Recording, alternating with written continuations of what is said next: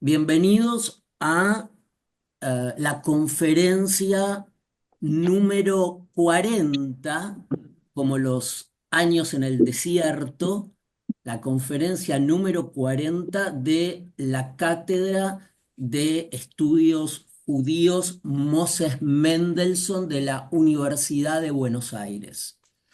Hoy tenemos la alegría intelectual, para usar una categoría spinoziana, la beatitud, la alegría intelectual de compartir con ustedes la conferencia magistral del profesor Billy Getchell. El profesor Getchell nació en 1958 en Zúrich.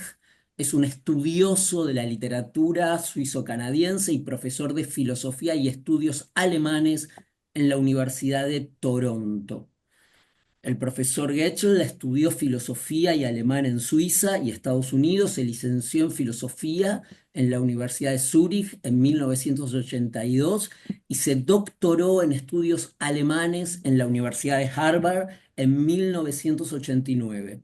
Sus áreas de investigación incluyen el mundo intelectual judío, la teoría crítica, así como la ilustración y el idealismo en los países de habla alemana. El profesor Getchell es editor de la edición de 9 volúmenes de la obra de Hermann Levin Goldschmidt, de Weiner Verlag, y fue editor en jefe de The Germanic Review hasta el 2020. En el 2020 recibió el premio Moses Mendelssohn de la ciudad de Dessau, y en 1924 Getchell se convirtió en miembro de la Royal Society of Canada. La conferencia que hoy nos va a regalar el profesor Getchell con generosidad lleva el título de El sueño de Spinoza. Well, thank you also very much for this invitation, which gives me a great chance to look at this paper again. It's a chapter by now. You got a little bit a shortened version of it. That will be part of my book that is now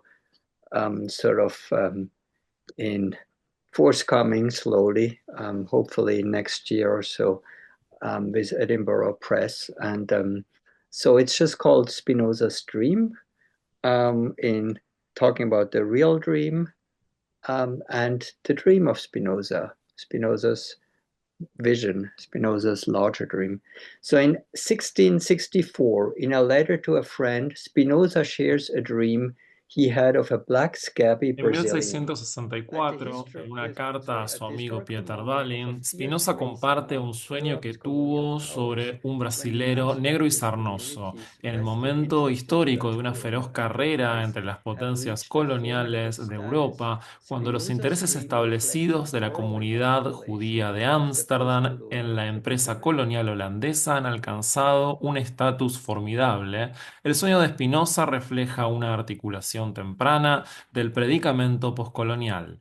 El sueño presenta esta reflexión como el momento del despertar inseparable de la imaginación del sujeto moderno. Si bien se ha discutido el sueño en relación con su importancia para comprender el papel de la imaginación para Spinoza, así como las cuestiones de la libertad, la esclavitud y de la raza, esta conferencia aborda la coyuntura específicamente postcolonial que marcan el sueño de Spinoza y la carta. El sueño de Spinoza representa el despertar del filósofo al precario estatus de la posición del sujeto poscolonial, como reconocimiento de la importancia constitutiva de la constelación poscolonial para la formación de la conciencia moderna. Y lo hace al abordar la forma en que la diferencia y, como resultado, la identidad del sujeto del pensamiento surge en conjunción con el proceso del despertar, donde el afecto y la cognición se entrelazan irreductiblemente.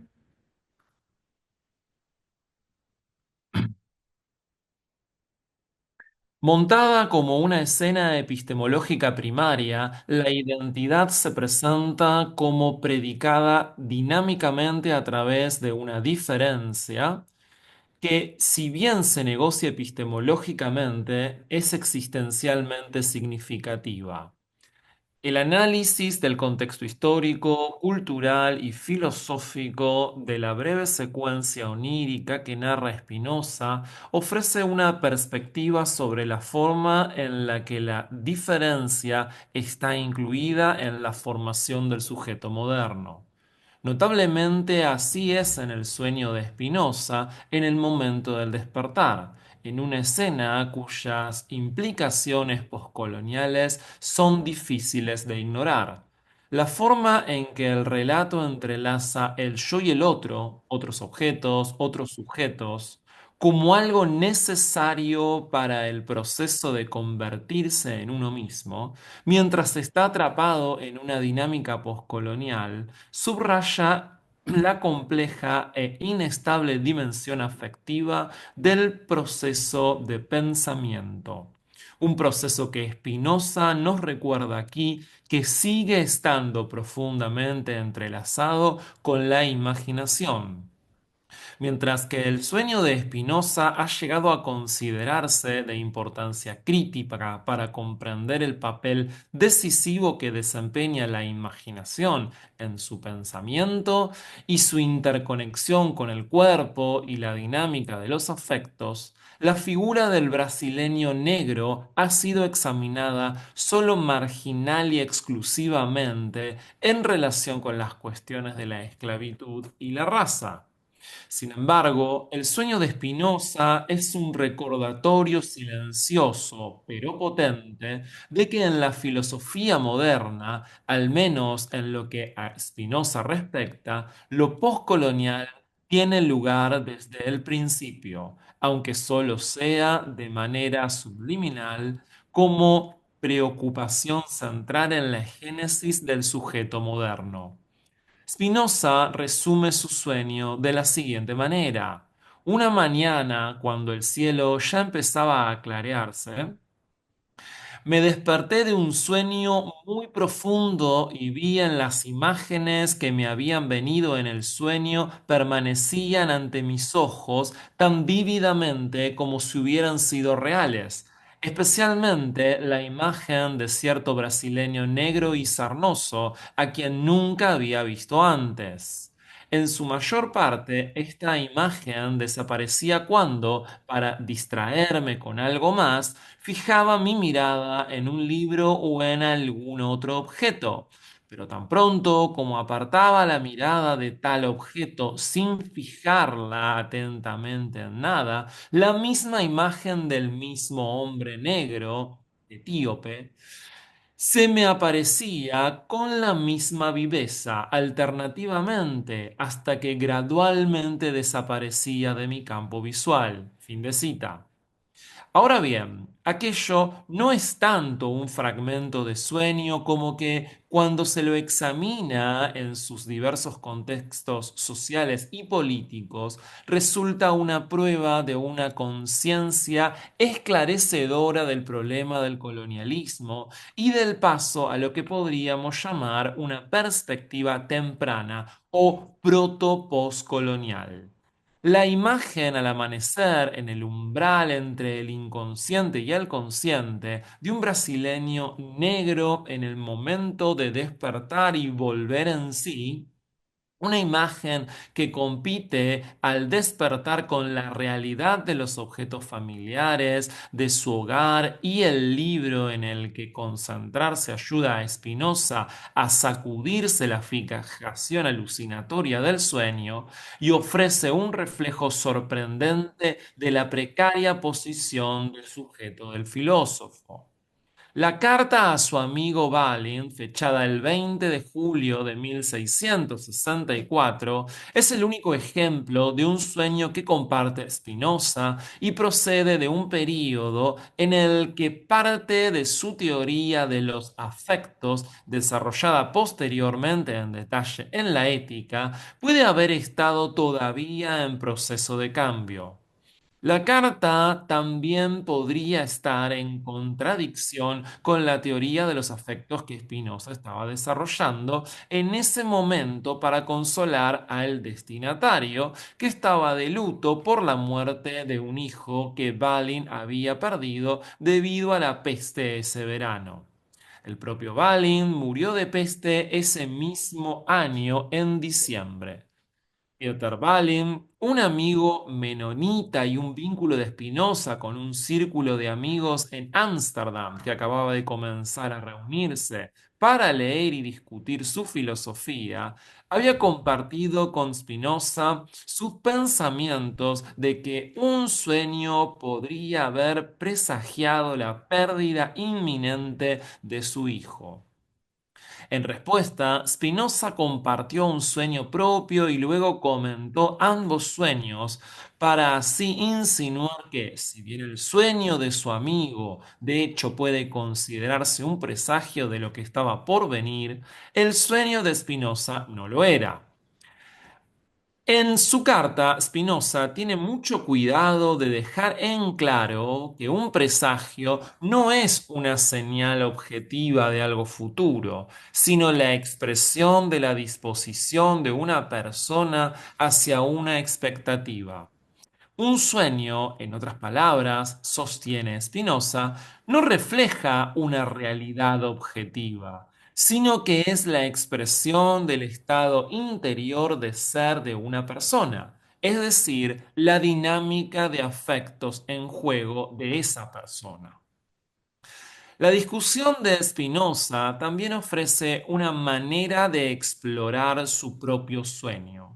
Motivado por el conflicto entre el deseo de consolar a su amigo y el de explicar su propio sueño, Spinoza solo busca aclarar la función y el significado que atribuimos a los sueños, sino que enreda la cuestión con la discusión de su propio ejemplo de un sueño.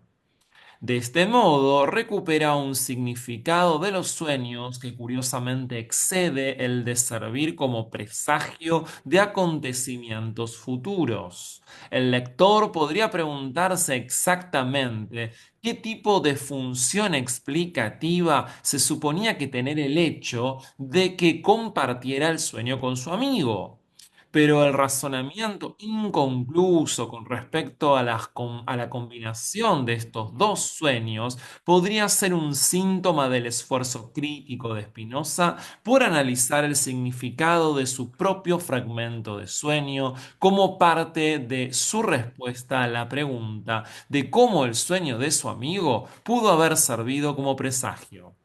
Si no anuncia acontecimientos futuros, tal vez sí constituye una expresión del estado afectivo actual del soñador. Como ese sueño es memoria de un fragmento de sueño particular, la discusión de Spinoza sirve tanto como un intento de análisis como de exploración por vía indirecta. Después de todo, como productos de la imaginación, los sueños carecerían por completo de significado para Spinoza. No carecerían, perdón, por completo de significado para Spinoza.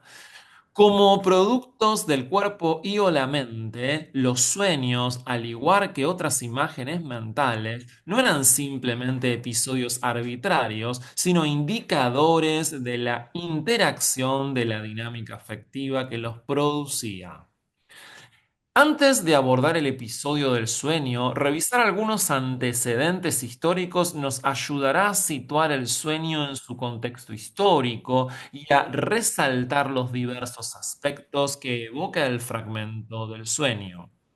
Excomulgado en 1656 a la edad de 24 años, Spinoza se había visto obligado a abandonar la comunidad judía de Ámsterdam y renunciar a sus intereses en el negocio familiar, una empresa de importación y exportación que comerciaba con productos de ultramar de las colonias. En 1664, Spinoza, a la edad de 32 años, residía en la pequeña ciudad de Voorburg, cerca de La Haya. Se había mudado allí un año antes, a fines de abril de 1663, desde Regensburg, donde había vivido desde 1661, cuando, debido a la presión de la comunidad de Ámsterdam, el magistrado de la ciudad lo había obligado a abandonarla. En la localidad, los años 1663 y 1664 dejaron dolorosamente claro que las primeras formas modernas de globalización tuvieron altos costos, ya que la ciudad de Ámsterdam fue testigo de un brote de peste bubónica.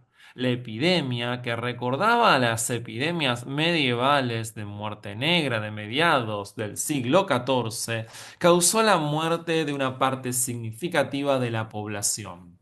A fines de 1663, los barcos de Hamburgo y Ámsterdam fueron puestos en cuarentena durante 30 días y el número de muertos aumentó a 9.752 en 1663 y en 1664 a 24.148 solo en la ciudad de Ámsterdam.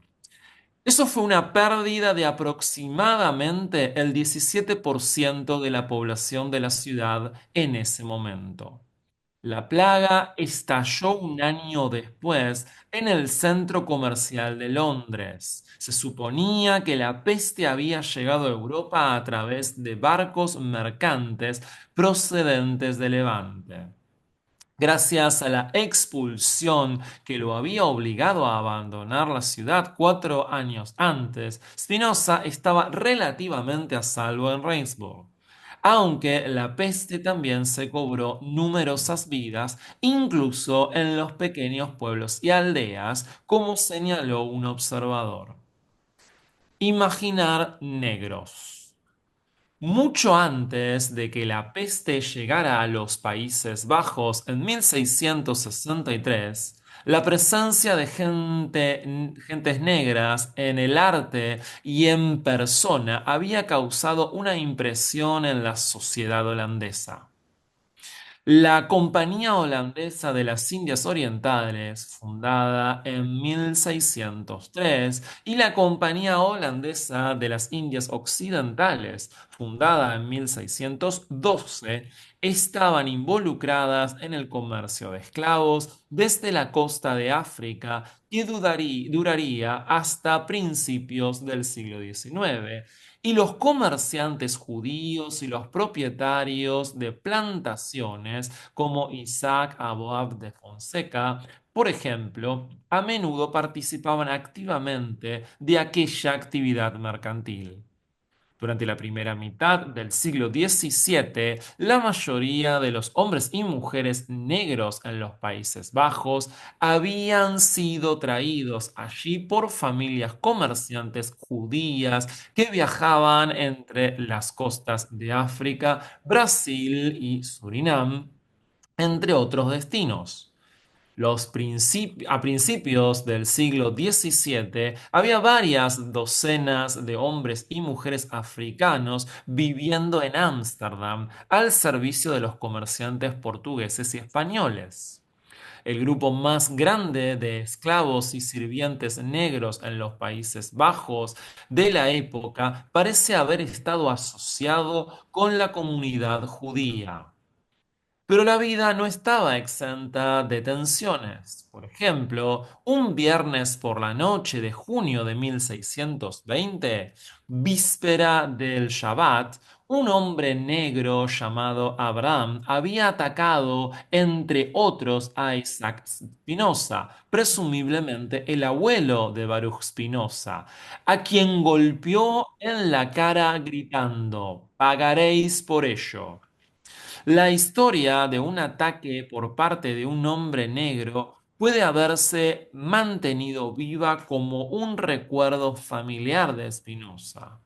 Y de hecho, durante el siglo XVII, varias docenas de negros y mulatos fueron enterrados en una sección separada del cementerio judío Beth Haim en Odeker, donde también estaba enterrado el abuelo de Spinoza.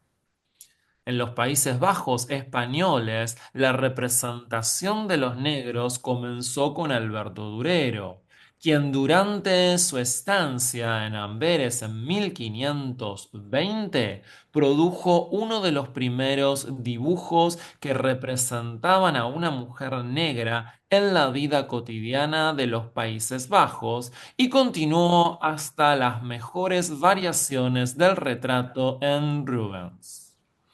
Los estudios de retratos de modelos negros muestran el interés por representar a personas de origen africano como una forma de privilegiar la blancura como valor estético superior.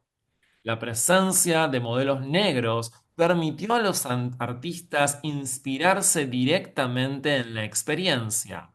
Alrededor de 1660 surgió una nueva tendencia a estereotipar a las figuras negras. Colvin describe una nueva moda entre 1660 y 1700 de incorporar un sirviente negro como símbolo de opulencia en escenas de lujo. En otras palabras, los sirvientes negros entraron en escena en los retratos de mujeres de alto rango para resaltar su piel blanca de forma más ventajosa. Véase, por ejemplo, el retrato de Margareta von Redforst de Jean Michtens en 1668. La inclusión de un sirviente negro también se convirtió en algo habitual en cuadros asociados con el poder económico holandés en el extranjero, como las alegorías sobre las compañías de las Indias Orientales y Occidentales holandesas y los retratos de sus gobernadores y capitanes de barco. Para Spinoza, el encuentro con gente negra, especialmente en el seno de la comunidad judía, no habría sido algo inusual y habría formado parte de la experiencia cotidiana de la vida en la comunidad judía de Ámsterdam. Esclavos y sirvientes de numerosas familias de la comunidad judía portuguesa pertenecían a la escena doméstica y pública cotidiana. Así como lo hacían social y políticamente, también servían a los deseos estéticos de los artistas y los mecenas de las artes. El Brasil holandés.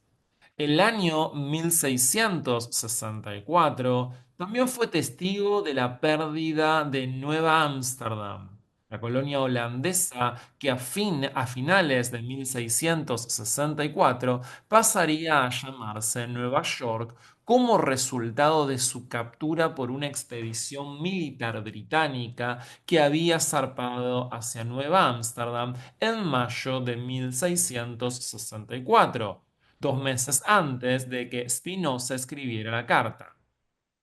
Aunque Spinoza señala que tuvo el sueño durante el invierno anterior, su memoria podría haberse refrescado y adquirido un nuevo significado a través de estos cambios políticos que estaban en marcha. Nueva Ámsterdam era uno de los bastiones de las colonias holandesas en América. Entre 1630 y 1654, los Países Bajos habían tenido en su poder el Brasil holandés, también conocido como Nueva Holanda. De hecho, la sinagoga más antigua de América data de esa época, Recife 1636. Cuando los holandeses perdieron sus colonias brasileñas a manos de los portugueses en 1654, un grupo de judíos holandeses encontró refugio al unirse a los judíos de Ámsterdam que acababan de llegar a lo que entonces era Nueva Ámsterdam. Juntos, ese año fundaron la comunidad judía más antigua de Nueva York. El asentamiento de judíos en América del Norte está, pues, directamente vinculado a los esfuerzos de colonización de los holandeses y a su rivalidad con los portugueses, que les costó a los holandeses primero las colonias sudamericanas y después las norteamericanas. A cambio de la pérdida de Nueva Ámsterdam, los Países Bajos pudieron conservar Surinam, donde la colonización judía comenzó el mismo año de 1664. Enrique Díaz. Spinoza no nos da ninguna prueba de si su sueño habría señalado a algún individuo en particular en la vida real. Louis Foyer sugiere que Spinoza debe haber estado familiarizado con el brasileño negro más destacado de su tiempo, Enrique Díaz, un soldado y líder de la milicia nacido como esclavo o como hombre libre, nacido en África o en Brasil y por lo tanto nacido criollo. Díaz se hizo famoso cuando, como líder de los esclavos liberados contra las fuerzas holandesas, su valentía militar ayudó a los portugueses a poner fin a la ocupación holandesa de la colonia brasileña. Como resultado, asumió el título de gobernador del pueblo negro. Por su coraje y liderazgo en la batalla, el rey portugués lo nombró caballero de la Orden de Cristo. Si en efecto Spinoza tenía en mente a Enrique Díaz con su referencia cierto brasileño negro, el sueño podría representar una preocupación aguda por la problemática participación de los empresarios holandeses y otros judíos en las colonias, pero también una preocupación por el inminente retorno del imperio de la Cruz Católica y la espada cristiana, aunque ahora bajo la apariencia de un brasileño negro al servicio de las aspiraciones portuguesas al imperialismo colonial. Si bien no es difícil imaginar esta aparición onírica como un sustituto del retorno de lo reprimido, parece más difícil conjeturar exactamente qué y a quién representa la figura onírica. No obstante, insistamos un poco más en este punto y examinemos algunas de las posibilidades que podrían sugerirse para preparar la escena de un sueño de ese tipo. Isaac Aboab da Fonseca. La situación se complejiza si tenemos en cuenta que uno de los rabinos de la comunidad judía de Ámsterdam, que sustituyó al popular pero notoriamente moderado Menashe ben Israel, quien pudo haber sido más tolerante con Spinoza, fue Isaac Aboab da Fonseca, que había regresado de la colonia brasileña después de que Díaz hiciera posible la victoria portuguesa. Y fue él quien pronunció el jerem que expulsó a Spinoza de la comunidad judía de Ámsterdam en 1656. Que 8 años después del jerem o proscripción, y cuando años después de su expulsión de la ciudad de Ámsterdam, la experiencia traumática fuese todavía lo suficientemente fuerte como para fusionar las figuras de Díaz y Aboab da Fonseca, no puede mantenerse sino en calidad de especulación. Pero tenemos derecho a preguntarnos si la imagen onírica del brasileño negro podría haber servido como un recuerdo encubierto de lo que Spinoza podría haber deseado tan intensamente reprimir, el trauma de su destierro. Foyer sugiere que la figura del sueño se conecta directamente con el trauma de la excomunión presidida por el rabino Abu Abda Fonseca, que había servido como rabino principal de Pernambuco en la época en que la colonia holandesa cayó ante Enrique Díaz. Sin embargo, la excomunión no fue, muy probablemente, un asunto estrictamente religioso, sino más bien motivado por intereses económicos.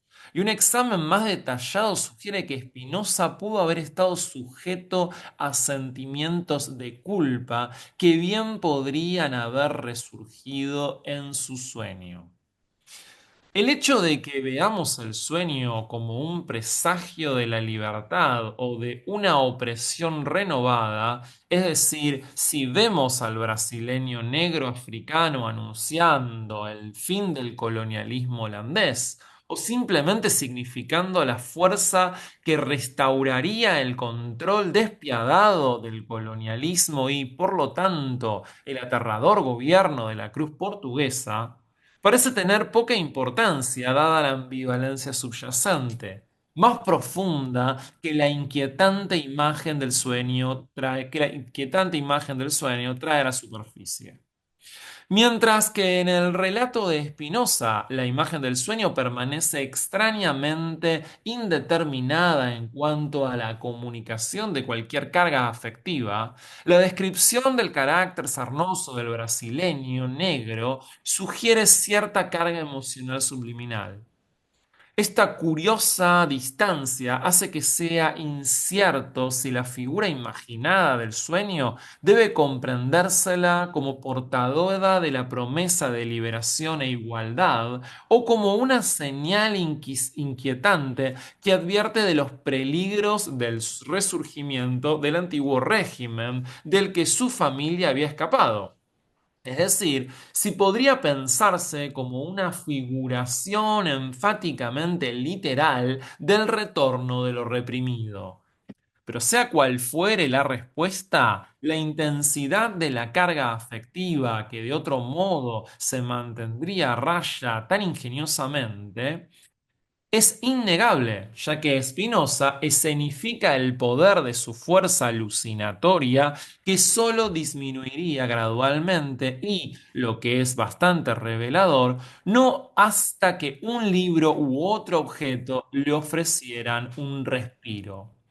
Representa la imagen del sueño, la promesa de libertad, la imagen del hombre que se liberó con éxito de la opresión, como dice la leyenda de Enrique Díaz, y con la que Spinoza pudo haberse identificado, aunque al principio tal vez no esperaba encontrarse un campeón supremo de la libertad en una figura de valentía militar como Díaz.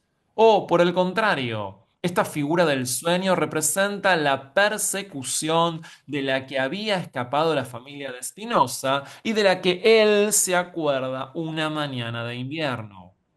La figura negra de las colonias sirve como presagio de la libertad y de la amenaza que podría suponer la promesa de libertad. ¿O una aparición señala el miedo a la opresión, la esclavitud, la explotación y el resurgimiento de lo que parecía haber quedado atrás, pero que ahora amenaza con alcanzarlo? ¿Esperanza o miedo? Y la imposibilidad de responder a esta pregunta apunta a la ambivalencia o al rastro de experiencia traumática que reside irreductiblemente en el centro de esta aparición. Señalaba el momento de represión que siempre podría acompañar al proceso de liberación. ¿Cómo hemos de leer esta figura del sueño? Lo sarnoso es una señal de la privación y la opresión infligidas al sujeto colonial o de su curación. En última instancia, ¿no apuntan estas preguntas a una tensión de afectos contradictorios cuya dinámica sugiere una sobredeterminación tensa que podría haber llevado a esta imagen onírica y a su curiosamente anémica falta de presentación afectiva, de representación afectiva? Cualquiera que sea la respuesta, hay un momento poscolonial distintivo que informa la dinámica de esta imagen. Es imposible determinar si Enrique Díaz estaba en la mente de Spinoza, consciente o inconscientemente, o si tal vez era una combinación de él mezclado con otras figuras de las que Spinoza podría haber estado consciente. Dado los fuertes intereses económicos de la comunidad judía de Ámsterdam en la Compañía Holandesa de las Indias Occidentales y los importantes negocios que realizaban con las colonias holandesas en la época de Spinoza, es más que probable que los conflictos en curso en las colonias y su repercusión en el frente interno encontraran su reflejo en el imaginario de la época. Si nos concentramos ahora en la manera particular en que Spinoza entiende la función de los sueños, podemos prestar atención al papel más profundo que desempeñan las imágenes oníricas, como la que describe en su epístola. En la continuación de la carta, Spinoza describe la función de esas imágenes de manera tal que resalta su importancia. Abrimos cita.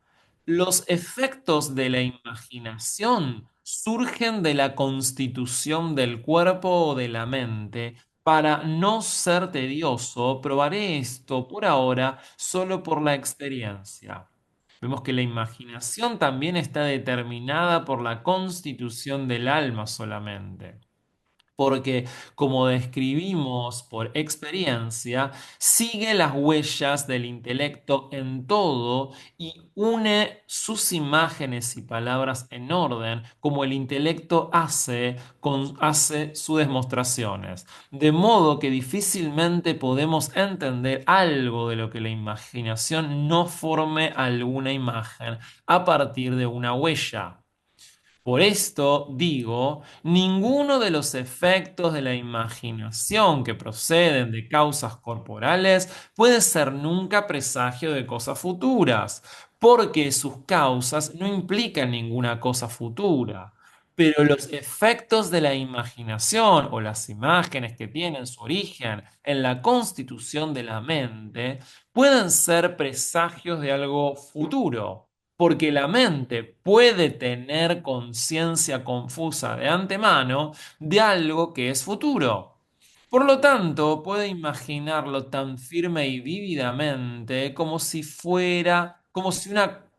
una cosa de esa clase estuviera presente. Fin de cita. Este pasaje ofrece un resumen notable de algunos de los aspectos cruciales de la teoría de los afectos de Spinoza y del papel fundamental que desempeña la imaginación en la función de la razón. Mientras que la construcción cartesiana del sujeto se basa en la estricta separación entre mente y cuerpo, que le da a la mente la última palabra en el gobierno del cuerpo y la materia, Spinoza es famoso por darle la vuelta a la relación. Entiende las ideas e imágenes de la mente como el producto de un proceso profundamente interconectado con las condiciones materiales y corporales de la situación de la que surgen. Los afectos dependen del proceso de la experiencia corporal. Como señala Spinoza en un punto, nuestro cuerpo tiene más poder del que entendemos y nos hace hacer todo tipo de cosas. Las pruebas que presenta de manera famosa y humorística resaltan lo poco que controlamos incluso una de las partes más pequeñas de nuestro cuerpo, la lengua. Es revelador el largo escolio o nota a la proposición 2 de la tercera parte de la Ética. un excurso sobre la falta de poder de la mente sobre el cuerpo cuando la mente es guiada por ideas inadecuadas. Termina con la conclusión. Abrimos cita. Quienes, por tanto, creen que hablan o callan o hacen algo por libre decisión de la mente, sueñan con los ojos abiertos. Fin de la cita. Los motivos que se cristalizan en la imagen onírica del brasileño negro reúnen las características críticas del proyecto de Spinoza de repensar al sujeto. Según Spinoza, una imagen onírica expresa la dinámica de los afectos que constituyen la vida de nuestra mente. En otras palabras, la imagen onírica desempeña un papel constitutivo en la construcción del sujeto. Para Spinoza, el sujeto no es una entidad dada, idéntica a sí misma, sino el producto de la interacción de las fuerzas materiales que impulsan los afectos de un individuo y, por lo tanto, su imaginación. La dinámica de esta interacción define al individuo como una persona cuya relación mente-cuerpo implica una realidad irreductible por la cual la mente y el cuerpo representan dos aspectos diferentes bajo los cuales reconocemos las características de un ser humano individual particular. Después de todo, el monismo de Spinoza es de doble aspecto. Como resultado, los aspectos materiales e intelectuales determinan la naturaleza de un individuo en una combinación irreductible, y es de esta interacción que surge el sujeto, o el fenómeno que llamamos sujeto. El sueño nos ofrece una perspectiva sobre la dinámica psicosomática de los afectos que expresan lo que nos preocupa y aquellos aspectos que representan cosas que afectan a nuestro cuerpo y mente y reflejan de forma en que nuestra mente opera al procesar esta dinámica. Exponen elementos que entran en el proceso de producción de conocimiento y, por lo tanto, asumen una función cognitiva. La naturaleza de una imagen y la función que desempeña en nuestra imaginación no es, por lo tanto, casual, sino decisiva en la formación del estado mental del sujeto. Pero lo importante es que Spinoza sostiene aquí que la imaginación juega un papel constitutivo en la construcción de la mente y que sus imágenes y fantasías, conscientes o no, informan la formación del sujeto del individuo. Pero no hay más.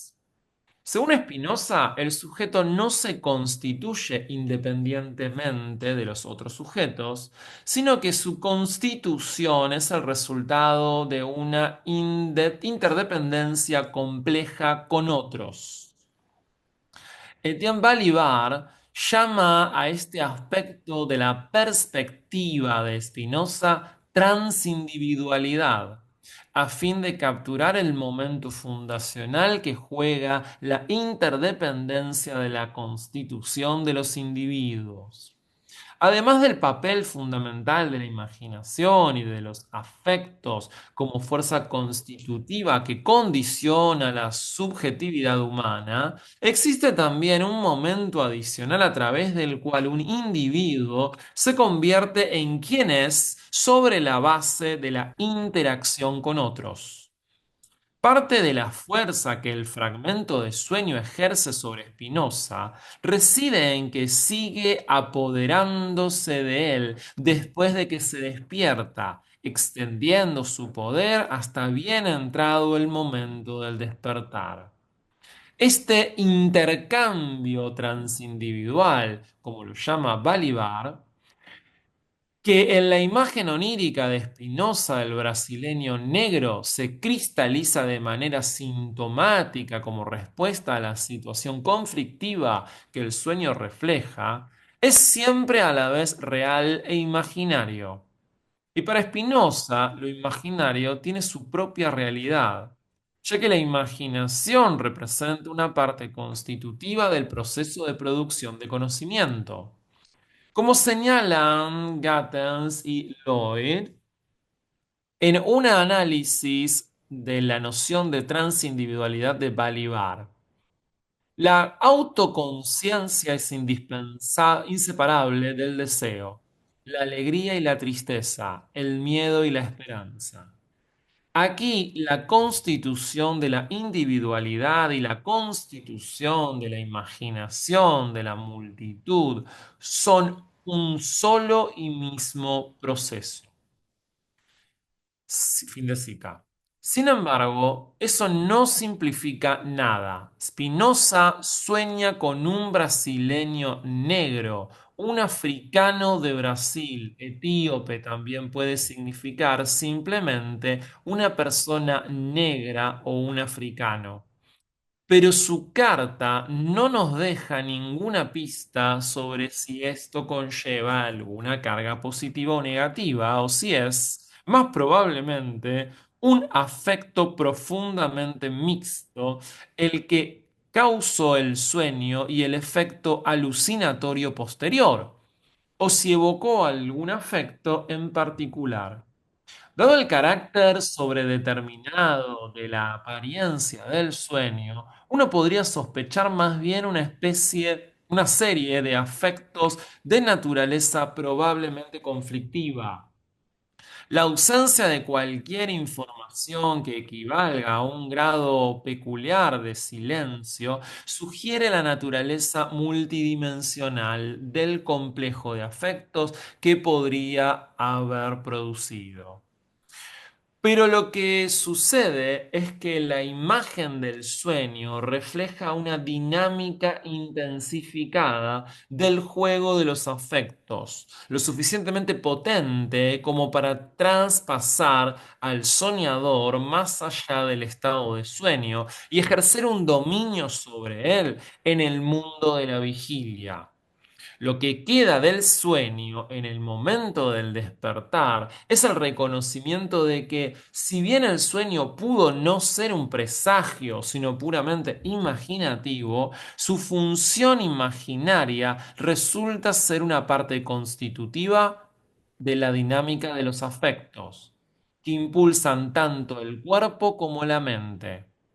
Como tal, el sueño de Spinoza sirve como evidencia de la autoconciencia del filósofo, de que su cuerpo y su mente producen imágenes que capturan su mente, pero que la razón aún no ha comprendido plenamente su significado. Evidencia de que el cuerpo y la mente pueden hacer más de lo que podríamos entender. Spinoza reconoce el sueño como un fenómeno que aún no hemos comprendido por completo. Una forma de interpretar el sueño la encontraríamos al seguir a Louis Foyer y argumentar que el sueño refleja la ambivalencia de Spinoza y sus dudas sobre su filosofía revolucionaria, una expresión de ansiedades eventuales sobre las preguntas de lo que podría traer la libertad desenfrenada. Sin embargo, tal interpretación se basa en exceso en un enfoque reduccionista de Freud, pero también parece no encajar bien con respecto a la esencia del proyecto filosófico de Spinoza en su conjunto. Me gustaría examinar algunos aspectos posibles que, tomados en conjunto, ofrecen pistas notables sobre la manera en que el pensamiento de Spinoza aborda la constelación postcolonial como un desafío, pero también la reconoce como una característica constitutiva que adquiere atención crítica. La influencia alucinatoria del fragmento de sueño señala el papel profundo que desempeña el momento poscolonial en la formación del sujeto moderno, ya que el brasileño negro encarna la derrota del dominio colonial holandés en Brasil y la cooptación de las fuerzas de liberación indígenas por parte del poder colonial portugués. 1. ¿Podríamos considerar el sueño de Spinoza, del africano sarnoso, como un sueño de alivio que aborda el temor a la contaminación por la peste bubónica que se creía que provenía de las costas del norte de África y cuyo devastador brote en 1663 y 1664 provocó la muerte de más del 10% de la población de Ámsterdam? Tras mudarse en 1660 a Rijnsburg, Spinoza podría sentirse aliviado y a salvo del peligro inminente e incluso posiblemente experimentar cierta satisfacción compensatoria de que su expulsión de los prósperos círculos intelectuales de Ámsterdam se hubiera convertido, después de todo, en una bendición inesperada. Alternativamente, el brasileño negro también podría representar el propio temor de Spinoza a la persecución continua por parte de la comunidad judía de Ámsterdam y sus exponentes más extremistas, como el rabino Isaac Abba Fonseca, quien, como uno de los antiguos colonos del asentamiento holandés en Brasil, había estado asociado con la empresa colonialista holandesa y el tráfico de esclavos. ¿Podríamos interpretar entonces el fragmento de sueño como un sueño de angustia que le aseguraría al soñador su seguridad, ya que el mismo trauma de su destierro resultó ser la causa que le salvó la vida? De cualquier manera, las consecuencias del colonialismo juegan un papel central en su sueño, en este sueño. 2. Dadas las implicaciones geopolíticas más amplias del asedio de los Países Bajos entre las reivindicaciones portuguesas y británicas en las colonias, el sueño también podría ser un recordatorio de la frágil condición de la libertad de pensamiento y religión que los holandeses habían logrado establecer frente a una forma peligrosamente hegemónica de catolicismo imperial de un país como Portugal y una fuerza protestante igualmente hegemónica como los británicos. Aunque los judíos habían sido expulsados de los países ibéricos desde 1492, tampoco se les permitió establecerse en Inglaterra hasta 1753, durante la época de los acontecimientos que llevarían a la expulsión de Spinoza de la comunidad judía de Ámsterdam. Uno de sus rabinos más abiertos, Menashe ben Israel, por ejemplo, estaba en el extranjero en una misión en Inglaterra tratando de persuadir a Cromwell para la viabilidad de admitir a los judíos para finalmente, perdón, de los judíos para que finalmente residieran en el reino. Esta situación y el predicamento precario que ello creó para los judíos, especialmente por los que residían en los Países Bajos, pueden haber encontrado su expresión en el sueño de Spinoza como una manifestación de las preocupaciones sobre la condición de los judíos y más urgentemente de los herejes al margen de la sociedad holandesa como Spinoza, frente al creciente poder de los españoles y portugueses, por un lado, y el creciente poder de los británicos, por el otro. Ante estos desafíos que llegaron a su punto más álgido en 1664, los Países Bajos ya no parecían representar el refugio seguro por el que Spinoza admiraba a su país, un país que no solo garantizaba la libertad de pensamiento y religión, sino que también ofrecía un paradigma prometedor para volver a imaginar la política moderna. Si la apariencia sarnosa del brasileño vinculaba el sueño con la mayor preocupación de la época por el contagio y sus implicaciones comerciales, sociales, políticas y teológicas, ya que los Países Bajos se encontraban en cuarentena y las conexiones con Inglaterra se habían vuelto más tensas, la figura del brasileño negro que se niega a desaparecer refleja el complejo entrevesado de intereses europeos en pugna por el dominio colonial y doméstico al borde de la guerra anglo-holandesa que estaba a punto de estallar en marzo de 1765, pero podría decirse que ya había comenzado a principios de 1764. 3. En la figura de Enrique Díaz, si es que la aparición del sueño podía apuntar a este brasileño negro, el sueño podía expresar otra idea, que estaba cerca del corazón del proyecto crítico de Spinoza. Enrique Díaz, el comandante de las tropas portuguesas de cimarrones brasileños, es decir, esclavos liberados y fugitivos, representa menos la liberación universal de la esclavitud que la difícil dialéctica que aguardaría el mundo colonial. Un mundo donde incluso la promesa de la lucha por la libertad podría convertirse en un instrumento triunfante para la mayor gloria de las potencias coloniales.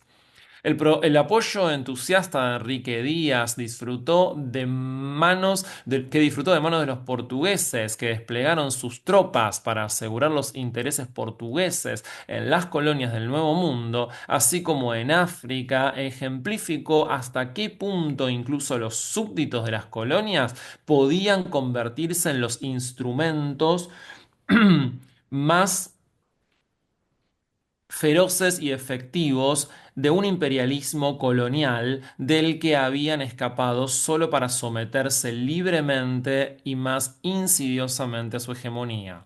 Conclusión.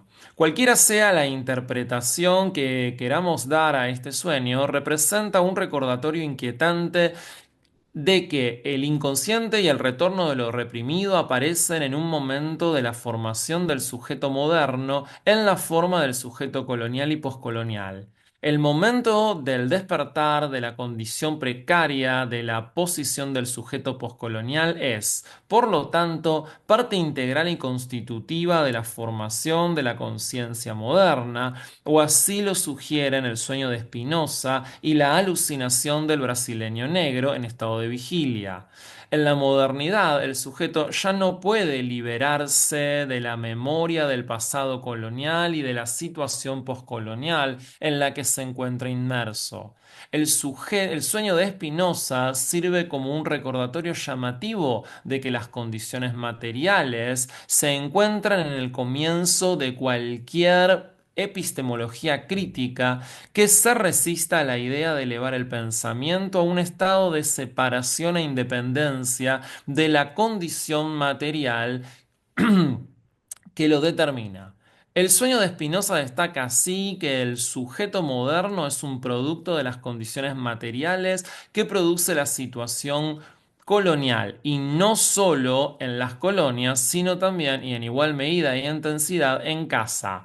El sueño representa el umbral donde lo doméstico sirve como escenario para la construcción de la condición postcolonial. El sueño de Spinoza expone el poderoso campo de fuerza transferencial del movimiento recíproco de este momento transindividual en toda su intensidad. Pero este sueño también sugiere que el sujeto moderno no es solo el producto del colonialismo y, por lo tanto, como resultado, está atrapado inextricablemente en su poder irresistible. En su apariencia silenciada y de laguna, el subalterno entra en la escena de construcción del sujeto moderno como una figura que acaso no hable, pero cuya existencia anuncia la coyuntura poscolonial de manera dramática y distintiva. Ya por su mera existencia desafiante expone la situación colonial como una construcción social hecha por el hombre que eventualmente permanece sujeta al cambio por inmutable que parezca. Como tal, devuelve la agencia tanto al sujeto del colonialismo como a la conciencia que prepara el escenario para su aparición. Inquietante, terrible y misteriosa, esta figura onírica también puede, por otro lado, asegurarnos que, con el regreso de lo reprimido, la represión podría finalmente ser superada. Por lo tanto, también puede leerse como la visión esperanzadora de un filósofo que ve la dialéctica de la libertad y la opresión como un conflicto en el que la represión podría finalmente deshacerse gracias a la naturaleza de la dinámica afectiva que da expresión a lo silenciado, olvidado y reprimido, pero que siempre derribará cualquier tipo de contención y contaminará reclamando el espíritu de libertad y emancipación como el deseo de autodeterminación. El sueño de Spinoza de un despertar sirve así como un recordatorio crítico de que lo postcolonial tiene efectos en el momento más íntimo, cuando el sujeto moderno emerge como el producto de la dinámica de su propia imaginación, o más precisamente como el producto de la dinámica de los efectos que constituyen los productos del intelecto y la imaginación en un solo y mismo momento. La mirada del sujeto poscolonial no se puede evitar, como nos recuerda el sueño de Spinoza, pero su poder es tal que él lleva en sí la promesa emancipadora de la esperanza de libertad como autodeterminación. Fin de la conferencia.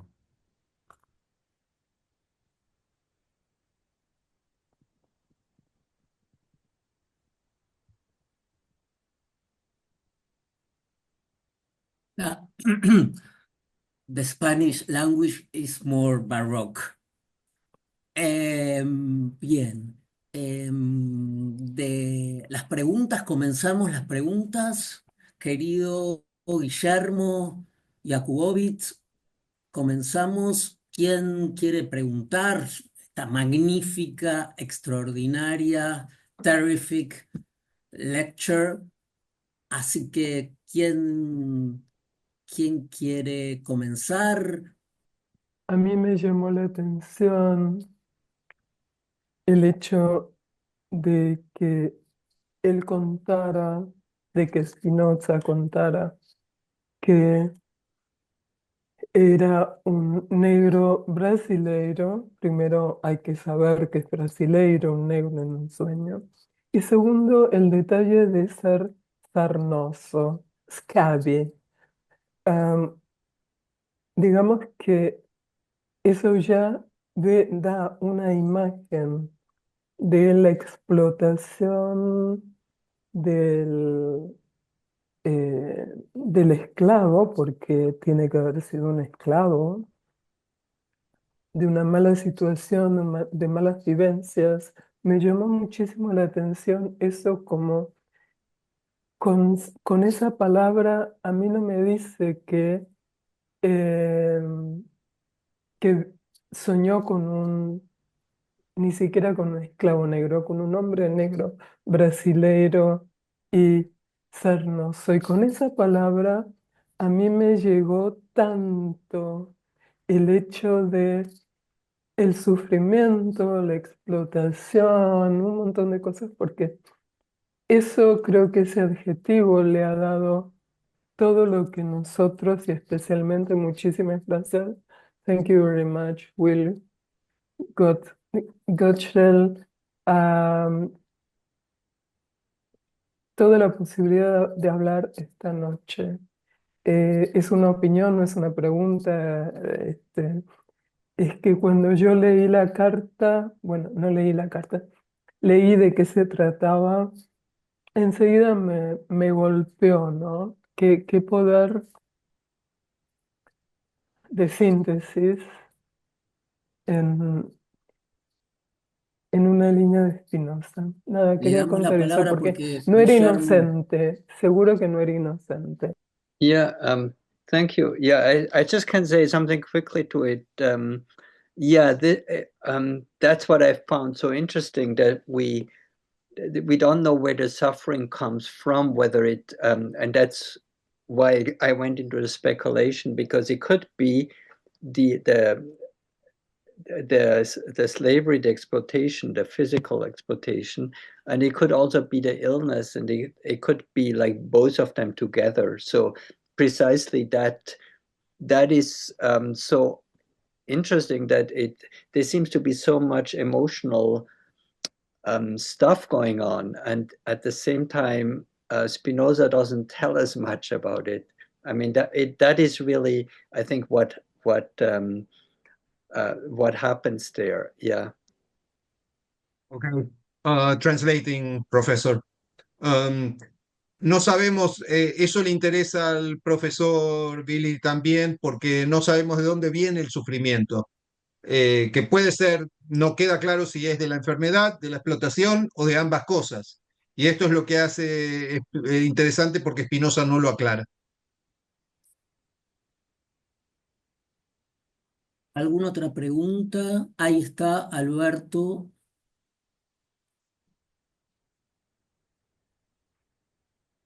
Muchas gracias, querido Pablo. Me ha encantado la conferencia del doctor Will. Y estaba yo pensando con relación al contexto personal de la vida de Spinoza, que habría que tomar en cuenta al menos 3 aspectos. El primero es la gran y generosa sensibilidad que tenía Spinoza hacia los sentimientos de las otras personas y sus emociones. El segundo bloque tiene que ver con el impacto que el Jerem causó sobre la propia vida de Spinoza, el Jerem severísimo por el cual él fue expulsado, y el texto del Jerem lo trataba como una persona sarnosa directamente, intelectual y moralmente.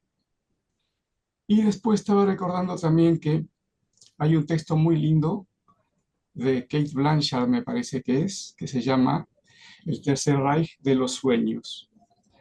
Tiene una investigadora, una pensadora alemana, que fue recopilando sueños o se los brindaban en la época del nazismo. Y después los reordenó con ayuda de unos psicoanalistas, y en los sueños se cumplían verificaciones de aspiraciones, cumplimientos de deseos. En eso está vinculado también un sueño que Freud recibió de una paciente, en la cual ella había sido encargada de cuidar a su sobrino.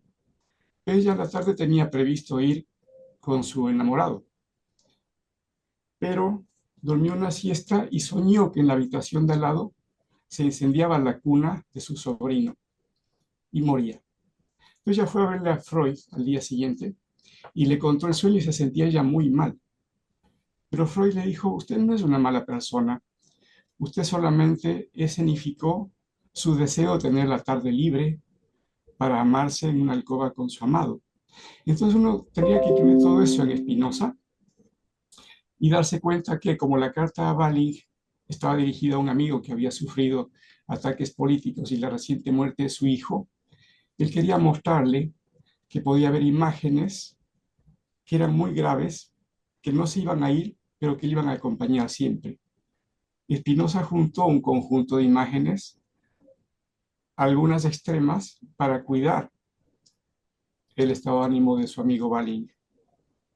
No necesariamente que él era colonialista, sino que tomó una imagen extrema, la vistió como un sueño para mostrarle que se podía seguir viviendo como él vivió una vez que fue expulsado como sarnoso moral y espiritual. Yeah.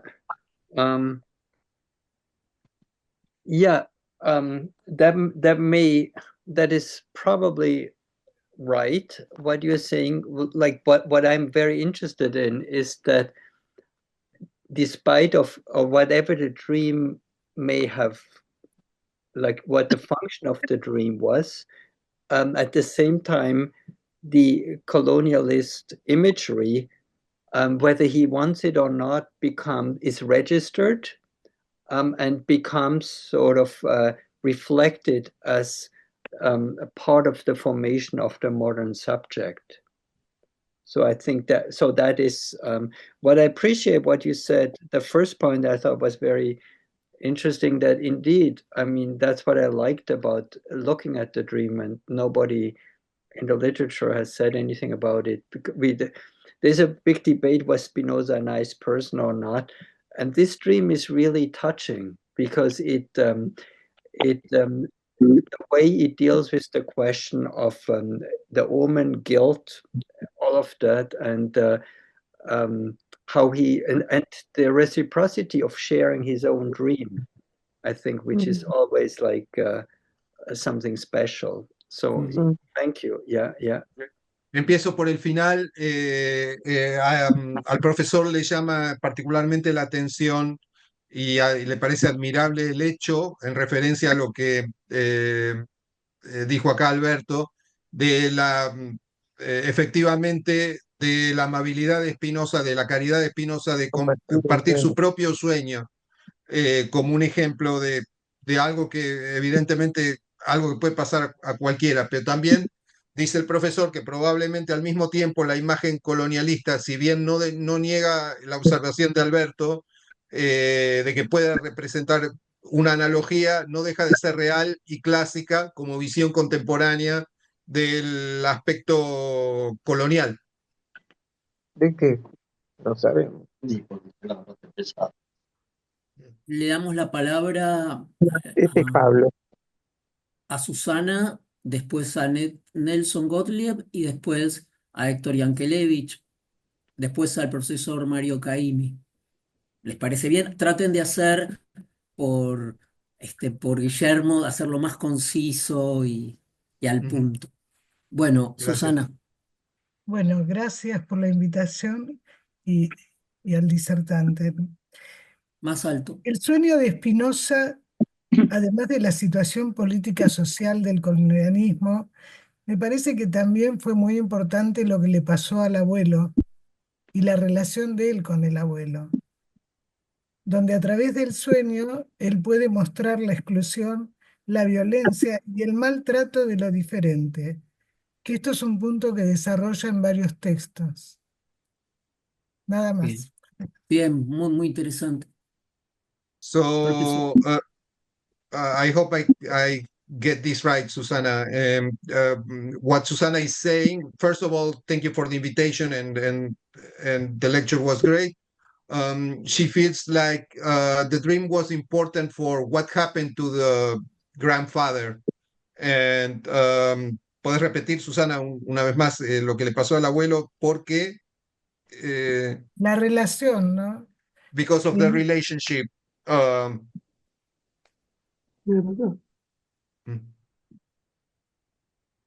Yeah. Oh, yeah. That's it's a difficult point to argue because it could have been. We don't know whether it was the grandfather or not. So this is so I can't argue, but I can just assume, like, I can have a side story sort of to say that it makes sense. It could have been like that there was something particular about it. But personally, I think the Isaac Aboab story is very strong. You know, as we know in Yiddish, also a Schwarzer can be two things. He can be a black, he can also be an Orthodox, an extreme Orthodox. So I think that is playing a role, but it is a possibility. And so I was also fascinated with this idea. It's just historically, it's all, we don't know enough to make it, you know, like for sure. But yeah, it is, it shows that there's already some deeper connection there, yeah. El profesor dice que es cierto que podría haber sido así, pero a él le parece que aunque puede haber una conexión, no pueden ser las dos cosas al mismo tiempo, o es una o es la otra. Entonces, que habría que pensarlo de esa manera. Bien, gracias. Creo que Nelson Gottlieb, desde Sí, Montevideo. primero agradecer al doctor por la conferencia y Pablo por la generosidad de replicar esta situación. Un primer comentario es preguntarle qué lugar le da al marranismo en el sentido de algunos pensadores lo ubican como modelo de la modernidad, o sea, un sujeto que está dividido, que tiene un aspecto oculto o no conocido, y que eso produce una manera de hacer. Eso por un lado. Right. So the question is, like, Spinoza technically himself was not a Marrano. It was his parents, or his grandparents, like the grandfather probably. So I'm myself very careful with it, because I can't discern. Sorry, I can't discern or see in Spinoza a duality, or like a double-sidedness as it's ascribed to, like, the classic Marrano. Like, Spinoza had the privilege to live in the most advanced European city of the time, where his Judaism was not a problem. His problem became that he was not complying with the Jewish community, the powers of the Jewish community. But he, even as a Jew who then later did not comply with, like, he didn't join any other cult or any other religion, and that's amazing. Like, he actually could continue to exist as his own without joining. He didn't become most of his friends, like Baling, they were Mennonites, they were like Quakers. Quakers play an important role to him. There were ex-Catholic priests and stuff. So he always could be himself in an interesting way. So I would say, in that way, but I would say that, and that's why he was like, if he would have had a sophisticated Marrano identity or so, or like socialization, he probably wouldn't have been so worried about this dream. But the dream is precisely, I think, because he was this modern subject now, and now this something from the past catches up with him, and he can't put his finger, and he's not willing to hide any of what he is. So I think it's I find it important, because there's Yovel and others who talk about the Marrano identity, but it's there are two things with the Marrano identity I'd like to point out. One is, like, Spinoza technically wasn't a Marrano, and Marrano identity is very elusive to define, because it's almost like a running joke, because a Marrano, you can't define, you can't diagnose a Marrano or like identify a Marrano, because it wouldn't be a Marrano. A Marrano is a person that you can never know that they are a Marrano. And that is, so, that's the, and so in that way, I think with Spinoza, it's, he's, unlike maybe Descartes. Descartes, I would say, has sort of a Jesuit Marranism, that he wants to be, with the church, not out of the church. Spinoza doesn't have any of that challenges or so. He just wants to be himself. And so I think the dream in that way, that's why it's, I think, so urgent, because the dream seems to be something from the past that he doesn't, that he's not, like, he can't entertain a split consciousness or something. Like, that is very much against the ethos of Spinoza. Like, he's so far, like we are trained still, like, to split the body from the mind. We still, but Spinoza is not willing to even do that.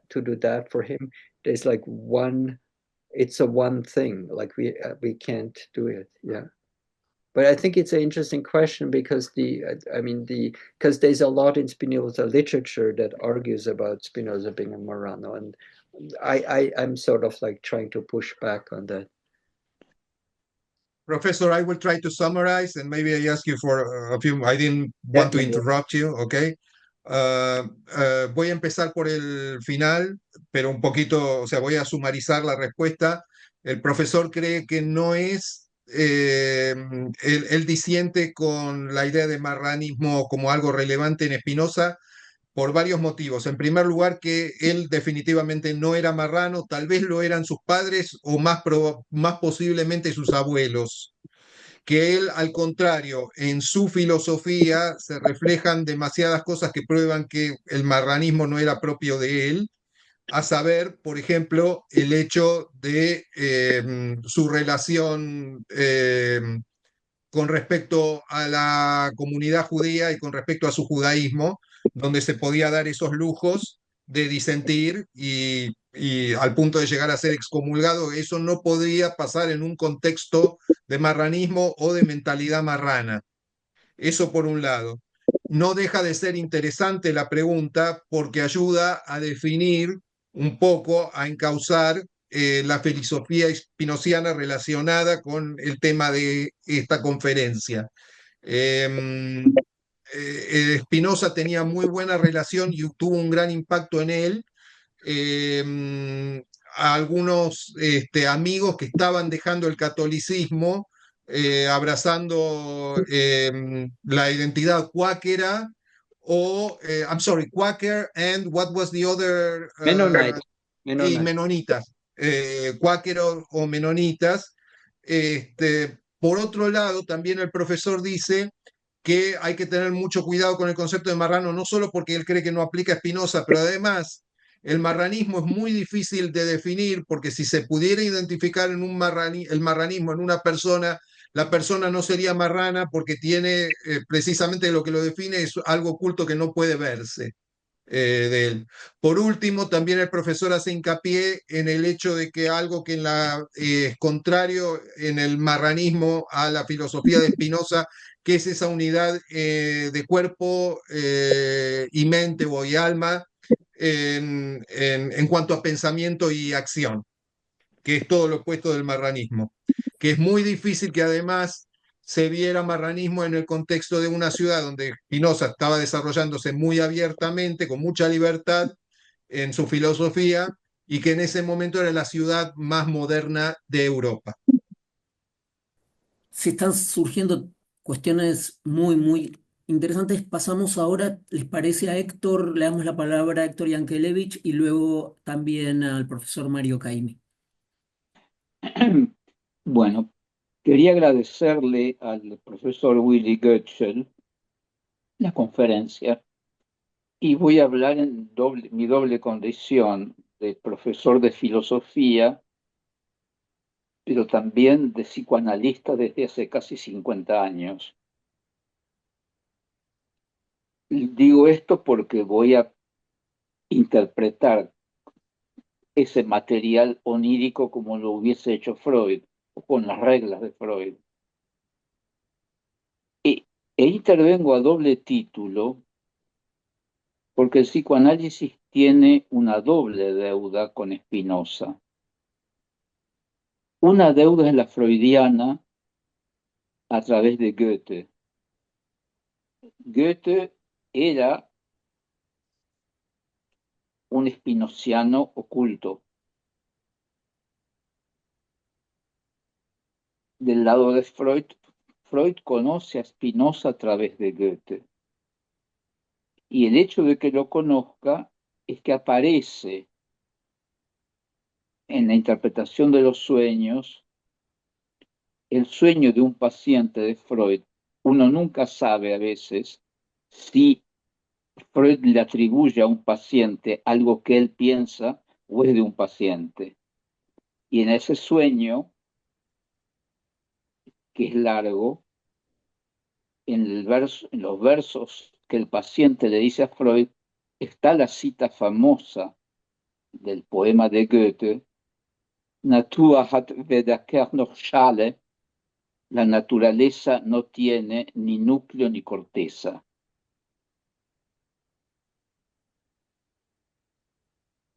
Y para ser corto, voy a decir que Jacques Lacan, cuando hacía su internado en neuropsiquiatría, aparte de estudiar el cerebro y hacer cortes de cerebro, tenía su habitación de residente en el Hospital Santa Ana,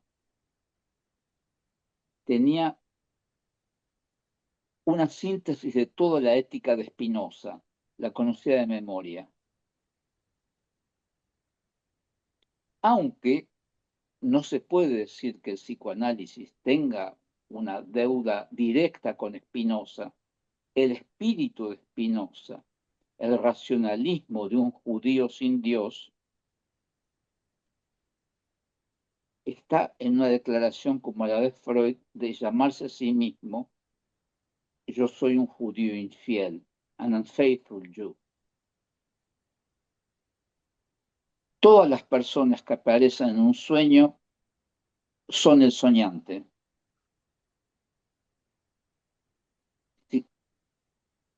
Spinoza es el esclavo brasileño. Esa es la interpretación de Freud. No hay otra. Condiciones sociales yo no sé nada. I don't know. But the only interpretation, analytical, is el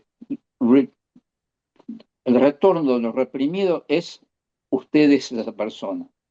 Yeah, thank you very much. Yeah, that Lacan, there is a little bit work done about it precisely. Thank you. It is a very good Freudian reminder that yes, of course, Spinoza is a little bit. It is also the Brazilian. I haven't thought of it in a radical way.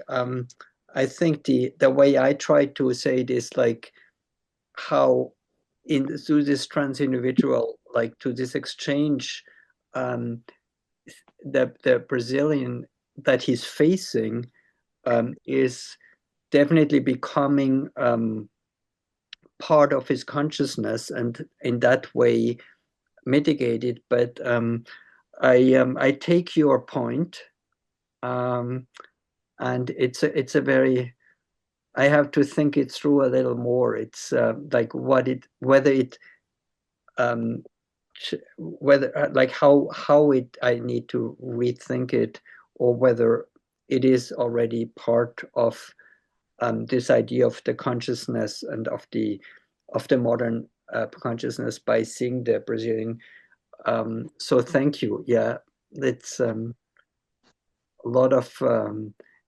It's a good reminder of Freud, of the Freudian strong reading. Yeah, thank you. Okay. El profesor agradece que esto es un buen recuerdo, agradece el punto y lo toma, que es un buen recordatorio de Freud, las lecturas fuertes de Freud de Spinoza, que si bien el profesor Wetzel lo había pensado, no lo había pensado de forma tan radical, el hecho de que de alguna manera Spinoza también se ve a sí mismo como este personaje en el sueño. Gracias, Héctor, como siempre. El profesor Mario Caimi, por favor.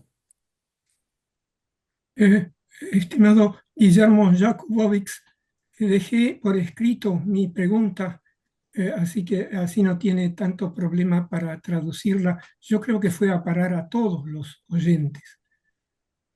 A ver, un segundo, un segundo Sí. que la miro.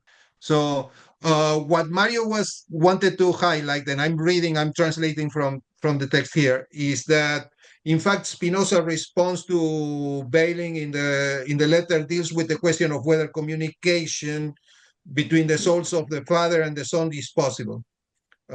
He says that he doesn't know whether it is legitimate to interpret this letter with an instrument like psychoanalysis, for example, that belongs to another cultural realm or context. You know, that's Mario's impression. I would like to say that in Spinoza's world was the metaphysical question if it is possible to communicate one soul or one mind with other without speaking, was a real metaphysical question which belongs to this culture instead of belonging, instead of the psychoanalytical theory, which was, of course, unknown by him. La pregunta por la conexión entre las dos almas es una pregunta metafísica, no es una pregunta psicoanalítica en el caso de Spinoza. Right. So my answer is that Spinoza does answer that question, but he answers it indirectly because for Spinoza there's no way souls can, of course, communicate to each other if they have no body, if they're not embodied. That's sort of the short answer. And so he doesn't want to say that directly in this way to this father who is now mourning. Pablo, el profesor está muteado. Oh, yeah. I don't know. Professor, Yeah, I will translate if you don't mind what you said so far, Yes, so it's yes, easier yes. for me. Okay, Yes. if we do it in short blocks, it's going to be easier. Yes, yes. El profesor dice que es cierto que para Spinoza en realidad se lo dice indirectamente, obviamente para no hacerlo sufrir al recipiente de su carta, pero que él no cree, al no haber un cuerpo receptor, la conexión metafísica evidentemente no es posible. Al no haber almas encarnadas en cuerpo que puedan comunicarse. Spinoza no lo ve posible. Okay, professor, if you can continue. Yeah, and so in order not to have to say it that way, he just gives his own story of the and says indeed basically his answers we can only communicate with ourselves in the dreams. Like sorry, no, forget that what I said. So we can't communicate with the souls. That's one thing. But what Professor Yankelevich said is very important, that there is a connection directly between Freud and Spinoza. And so I'm not trying to psychoanalyze the dream. I think that but what I try to do is to show, like with the psychoanalytic knowledge that we have, or the technique, like that the dream as that we can't interpret it, of course, finally we can't, because Spinoza would have to be with us in order to confirm that, but that it shows an overdetermination of images of concerns that are sort of cooking there. That's all I do in that way. So I agree with you that psychoanalysis has to be very carefully used. But I think in Spinoza's case, it's actually, since Spinoza does operate with something, the equivalent of the unconscious, there's something of the mind-body connection. I think that that Spinoza sort of, like that there's a natural affinity between psychoanalysis and Freud. Also, if you think of that, that the ethics was used equally as sort of also by Goethe, for instance, as a therapy. It's written as a therapeutical manual in a way, the ethics, and so there are some interconnections there in that way. Thank you very much, Professor Goetschel. Thanks. Okay, I'm gonna try to translate, okay? I'm sorry, I may... Entonces, el profesor al final de lo que estaba explicando, él cree que el profesor se opone a hacer una interpretación psicoanalítica del sueño, pero sí valora mucho la influencia spinosiana en la interpretación de los sueños que aplica Freud. Y también, de hecho, ya que Freud conoció a Spinoza por la vía de Goethe, también la manera en que Goethe observó en Spinoza esa afinidad natural que hay entre eh, la conexión de la mente y el cuerpo. Eh,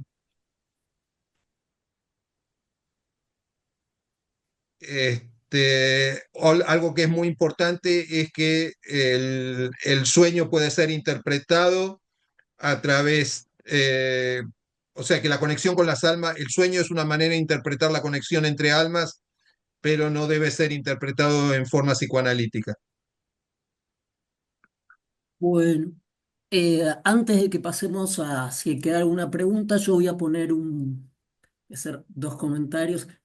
Primero, saludarla a la querida Grit, que está aquí, que es una especialista en la filosofía de Moses Mendelssohn, We y are saying here hello to Grit, who is a great specialist in the philosophy of Moses Mendelssohn.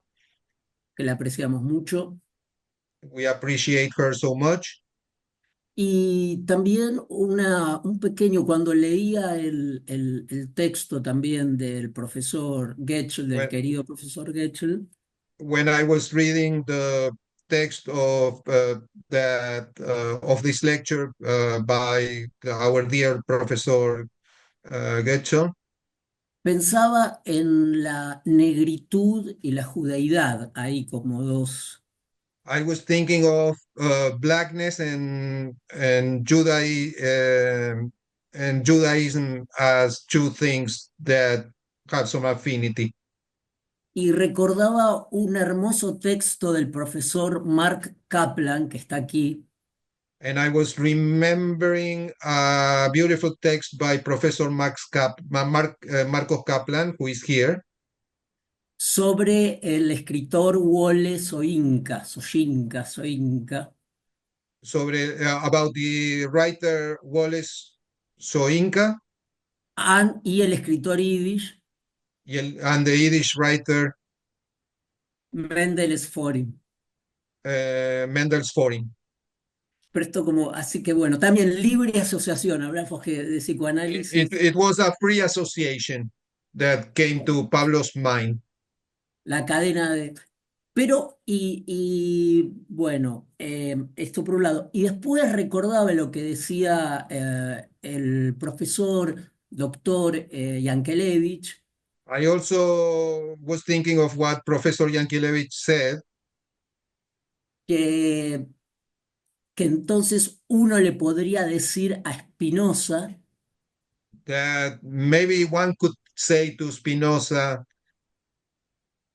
como le dijo Natán a David, al rey David, as Nathan said to King David, ese hombre eres tú. that man is you. You are that man. ¿No? Como le dijo Natán al rey David. Nada más. That's it. Fernando Mancebo. Gracias. Agrego algo de lo que dijiste de Pablo antes de hacer la pregunta, que además de la mejor traducción al español de la crítica a la razón pura, Caimi tiene la mejor de la ética de Spinoza. Sí. Bueno. It's also the author on top of the best translation of the critic by Kant is also the best. He also made the best translation of the ethics of Spinoza. Bueno, y ahora voy con la... Aproveché que se fue Caimi y lo dije. Sí, no, creo que te escuchó. Escuchó. Bueno, y ahora con respecto de algo fundamental en la carta, que es uno de los temas que Caimi mencionó, que es lo de la comunicación, que es una preocupación creo, en la carta, la comunicación entre las With mentes. regard, Fernando, si no te molesta, voy a tratar de ir traduciendo más Dale, sentencias dale. más breves como hice con Pablo, porque eran más fácil, ¿ok? Bueno, So, dale. with respect to a very basic topic that was discussed here in the letter, which is the subject of the communication, Y de la imaginación, de la teoría de la imaginación de Spinoza, and the theory of imagination in Spinoza, Spinoza más adelante va a declarar que él cambia las posturas al respecto. moving Principal- forward, Spinoza would say that he changes his way of thinking with respect to that. Parece que en esta carta Spinoza sostiene una teoría dualista cartesiana de la imaginación. It seems like in this letter he supports dualist theory, Cartesian dualist theory of imagination, Y que la comunicación entre almas o mentes sin el lenguaje and the connection, the communications between souls without a language in between.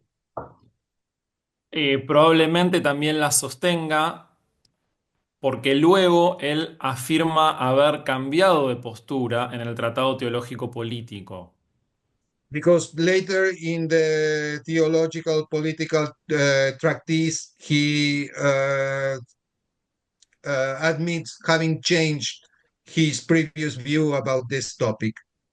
Cuando aborda la comunicación entre Dios y el pueblo de Israel en la comunicación del Decálogo.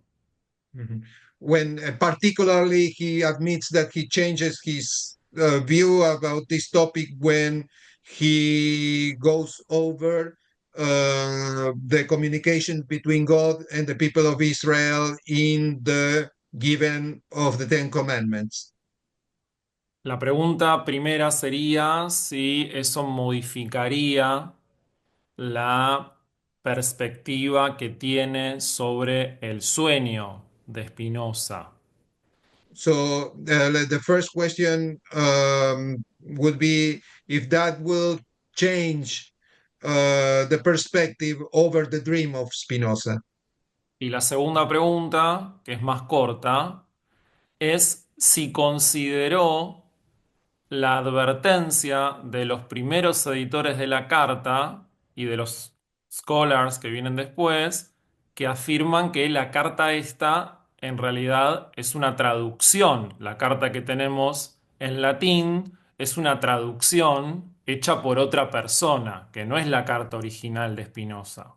Also, if you have considered in your analysis the fact that the first editors of the letter, publishers of the letter, and some later scholars have the idea, the theory that this is not the real letter, but a translation into Latin of an original letter. Probablemente en español. Probably more likely in Spanish. Escrita por alguien que era lector de Cervantes, como Spinoza. Written by someone who was a reader of Cervantes, like Spinoza. Para quien un problema como cualquier barroco era la distinción entre la realidad y el ser engañado, ¿no? Mm-hmm. For whom, like for any Barockian, there was a problem, a conflict in between reality and reality in disguise, and being and something that was not reality. Yeah, being deceived by something that it's not reality. Right, right. ¿Está bien hasta aquí? Así. Yeah, Gracias, Fernando. thank you for this question. I think the interpretation I try to not lean too much on the linguistic specificity of the Latin for this reason, that the letter is a translation. We don't have the original. It could have been written in, I'm not sure whether it would be Spanish or Portuguese, actually. La carta pudo haber sido efectivamente originalmente en castellano o portugués y por eso el profesor no se mete demasiado con las particularidades del latín en la carta. So also because it's to them, it could have also been in Dutch, actually, because Balling was a translator of Spinoza, but so I think that doesn't affect the interpretation. The other question is that yes, you're right. Well, as I tried also to point out, the theory of affects in Spinoza is a little bit in flux. I don't think that we could make a strong issue that he's a Cartesian at that point. He's very early on, he's becoming an anti-Cartesian. Muy tempranamente Spinoza se hace anticartesiano, así que no podemos asumir necesariamente que él fuera cartesiano en el momento de escribir esa carta, si bien el profesor admite que hay un flujo en la teoría de Spinoza o una oscilación en la cual él cambió de parecer con respecto a esta teoría sobre los afectos. So what I try to do is to look at what he says in the letter about dreams, but also sort of complement or supplement it with like the reconstruction of like how dreams work according to the ethics. So I try to reinterpret the dream not from the specific way that Spinoza would look at it in 1664, but also like there, and then also like with the ethics. So el profesor, por esa particularidad del flujo de su pensamiento, de su opinión, de su visión sobre este tema, es que el profesor prefiere no interpretar todo desde el punto de vista puramente desde 1664, cuando la carta estaba escrita, sino también desde el punto de vista de cuando escribió la ética. Thank you very much. Muchas gracias. Thank you. A ver si alguien quiere hacer algún otro comentario o alguna pregunta que haya quedado. Una inquietud.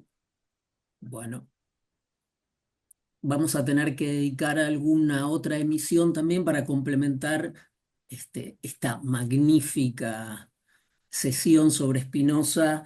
Lo vamos a comprometer al profesor que está aquí, Joseph Davids, a que nos hable de Heilburg, del escepticismo judío, también para complementar la sesión de hoy de Spinoza. Maybe one day we will supplement this session with another one. We feel like we have the need to discuss the Jewish skepticism in what was the name, Pablo? ¿Cuál era el nombre que dijiste? Heilburg, creo que... Heilburg. Sí. Ok, in Heidelberg.